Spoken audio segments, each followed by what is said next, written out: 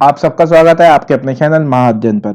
Videos को like करें और चैनल को अगर अभी तक सब्सक्राइब नहीं किया तो प्लीज जल्दी से चैनल को सब्सक्राइब कर दें। आज हम करने जा रहे हैं छठी से 8वीं तक के लिए कॉमन वर्कशीट, जिसका नंबर है वर्कशीट नंबर 87 और आज हमारी डेट है 21 नवंबर 2020। आपको ये वर्कशीट देख के समझ में आ गया होगा कि वर्कशीट हमारी किस चीज़ के ऊपर है। वर्कशीट आज हमारी प्रदूषण के ऊपर है, पॉल्यूशन के ऊपर है। देखिए, हमें शुरुआत करते हैं। हमसे पूछा गया, हमें बहुत सारी फोटोज दिखाई गई हैं। अब आप ये फोटोज देख पा रहे होंगे। अब इसमें हमसे पूछा गया है कि इस चित्र में कौन सा प्रदूषण दिखाया गया है।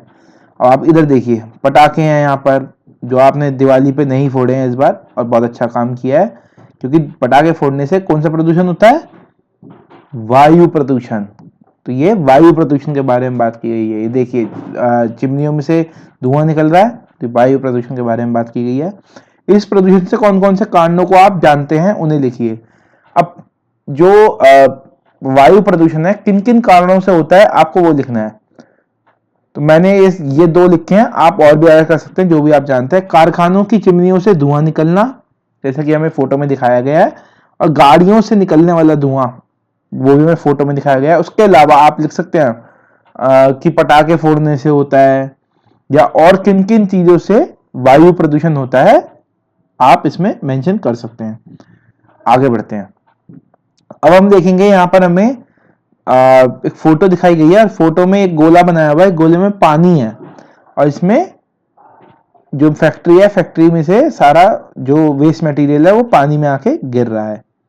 तो इस चित्र में कौन सा प्रदूषण दिखाया गया है? इसमें जल प्रदूषण के बारे में बात की गई है, जल प्रदूषण दिखाया गया है। इस प्रदूषण में कौन कौन से कारणों को आप जानते हैं?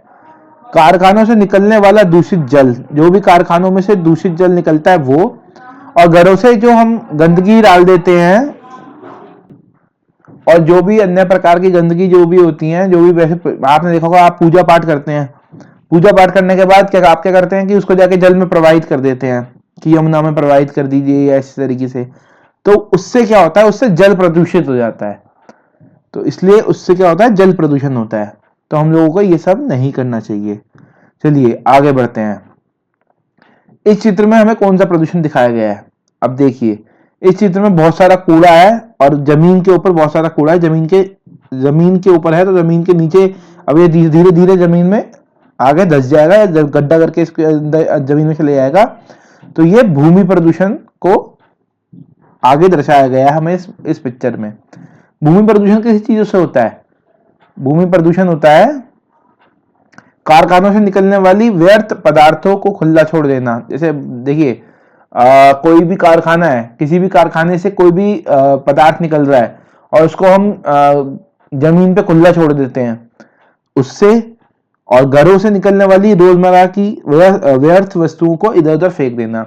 जो घरों से, जैसे हमारा घरों का कूड़ा होता है, जैसे जो भी हम प्लास्टिक वेस्ट होता है, या जो भी पेपर होता है, या मान लीजिए कोई फल खाते हैं तो उसके छिलके होते हैं, ये सब चीजें जो हम कूड़े को फेंक देते हैं कई जगह जगह पर, कूड़ेदान में ना डालकर हम उसे कूड़े को बाहर जाकर फेंक देते हैं, जमीनों पर फेंक देते हैं। बाद में क्या होता है? वो जमीन में उजड़ के साथ में मिल जाता है, और जमीन को प्रदूषित कर देता है, भूमि को प्रदूषित कर देता है। तो हमें ये सब नहीं करना चाहिए, और हमें क्या करना चाहिए? हमें कूड़े को डस्टबिन में डालना चाहिए। आगे बढ़ते हैं। इस चित्र में कौन सा प्रदूषण दिखाया गया है? अब देखिए, इस चित्र में हमें दिखाया गया है कि ये बम पटाखे फूट रहे हैं, और हॉर्न का साइन दिखाया गया है। ये हॉर्न है, ये बम पटाखे हैं, और ये स्पीकर है।